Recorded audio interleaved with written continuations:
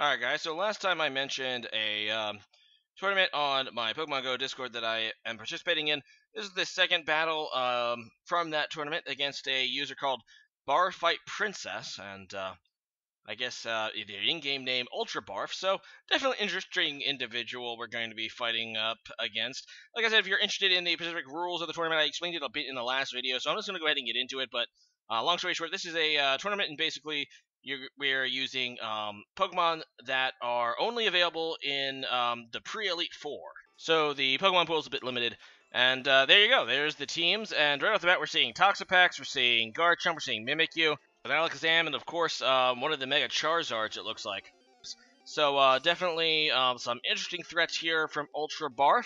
And yeah, let's go ahead and get into it. I'm going to go ahead and lead right off the bat with my Mega Manectric, as he decides to lead with his GC Hammer, aka his Garchomp. And I'm like, well, I have Hidden Power Ice. Let's hopefully 1-hit KO this time, because if you recall in the last battle, I actually failed to 1-hit KO with a Hidden Power Ice on a Garchomp. And yeah, long story short, I'm going to go ahead and fail again, because Hidden Power Ice does not kill the Garchomp. Thankfully, this time it is not Scarf, because obviously I went first. And yeah, he's not going to actually kill me with an Earthquake. He's just going to go for a Stealth Rock, so he wanted to set that up right off the bat, and is now going to go onto his Mimikyu, and I just go for a Hidden Power Ice trying to finish it off, and it's just going to go ahead and break the disguise, so I'm actually A-okay with that. Just breaking the disguise off the Mimikyu is always something you kind of want to do, because now it can't really set up its Swords Dance as easily, and I'm just going to go ahead and Volt Switch now, and I'm kind of thinking right off the bat, like, it's going to be Z-move Mimikyu, because he's kind of new, and people want to try it out. He's going to go for a Shadow Claw, though, as I go to my Skarmory, and yeah, I'm going to go ahead and take that really well, and he's going to go ahead and switch out his Mimikyu into his Charizard, which is a good play, because I did try to set up Stealth Rocks this turn, so he's going to be able to get it out before, obviously, I'm able to set up Stealth Rocks, and yeah, it's just a really nice play. Now, I'm not sure, obviously, if this is going to be a Charizard X or a Charizard Y. It's almost certainly his Mega Evolution, though. Indeed, he transforms into Mega Charizard Y, and I was almost thinking Mega Charizard X at first, but no, it is Mega Charizard Y, so he gets the Drought up, and just goes for the Flamethrower just to obliterate my Skarmory. And I think I was staying in trying to go for a Whirlwind. I didn't want to get at him, get a free setup with a Dragon Dance or something. But now that I know it's Mega Charizard Y and he just kills me, I know I can go into Manectric. And running the calc, I know that I can actually kill this thing 1-hit KO with a Thunderbolt, so I'm just going to go for it. And he does indeed stay in with a Charizard, which is excellent for me. And yeah, this allows me to take out the Charizard. So I did lose Skarmory, but it's going to give me, obviously, a free kill there on the Charizard, and I'll take that. So in comes Alakazam. I'm just going to go for a Volt Switch. I'm not entirely sure what he's going to do. So I'm just going to go into my Decidueye. I'm not entirely sure what to expect. But he's actually going to go for a Z move, and he ends up being Fightium Z. I guess powering up Focus Blast. It's an interesting way to obviously get a guaranteed hit with a powerful fighting move, because obviously Fightium Z can't miss, while Focus Blast obviously can. But funnily enough, I'm just going to go to my Ghost type, and I don't think I was even predicting Fightium Z, but it ends up working out, and I end up wasting his Z move, which is pretty darn excellent. So I'm just going to go for a Spirit Shackle here. It is pretty super effective against the Alakazam. He goes into his Voclarona, which is not going to be able to live after taking 50% from his HP after a Stealth Rock, so that's pretty cool. And he's now going to go into Mimikyu, and like I said in the last episode, this is actually a Scarf Decidueye, and I'm just going to keep going for Spirit Shackle. I see no reason not to, as he just goes for a Shadow Snake that's not going to be able to kill me, obviously. So, yeah, I'm able to get another KO here with Decidueye.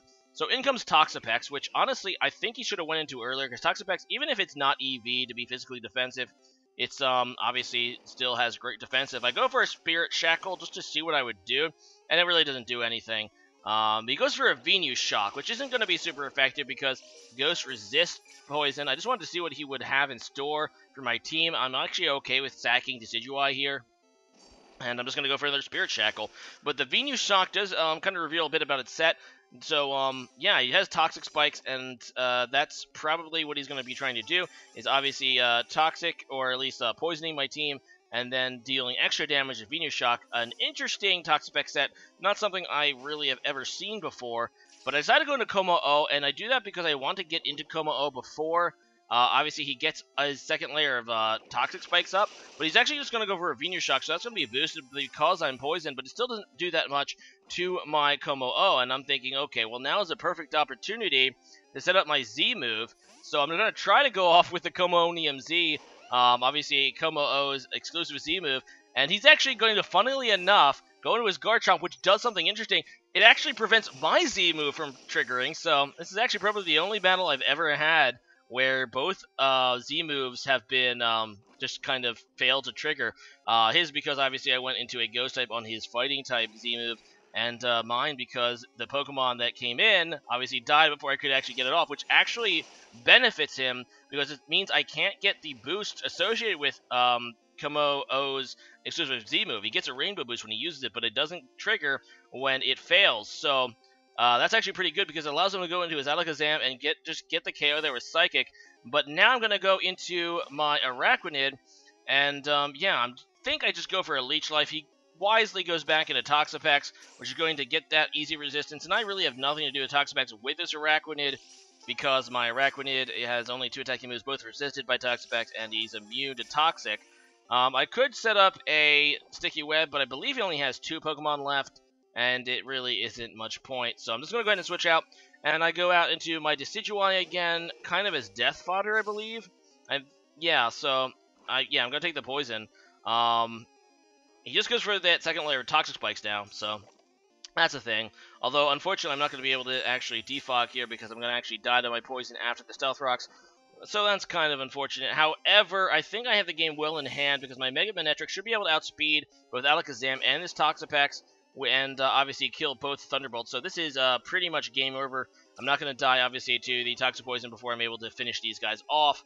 So, yeah, with Manectric here, I'm just going to go for the Thunderbolt. That's obviously going to take care of the Toxapex because it's super effective and stabbed and all that good stuff. And, yeah, his last Pokemon is Alakazam, and it actually got outsped earlier, so I'm pretty sure I'll be able to outspeed it. And even if I can't, I still have Araquanid with Leech Life, which should be able to live a hit and kill this Mr. Doctor Strange. So, today's question of the day is going to be, was your team of 6 Pokemon going into the Elite Four? Obviously, that's kind of like the base of this tournament. It originally was called, I think, the Champions League. I think it still was, but I think the original idea of the league was, or this tournament rather, was to use like your in-game teams, obviously trained to a certain extent. But yeah, so just leave a comment about what your 6 Pokemon were. I believe in my game I had a Noivern, I had a Malamar, I used Decidueye.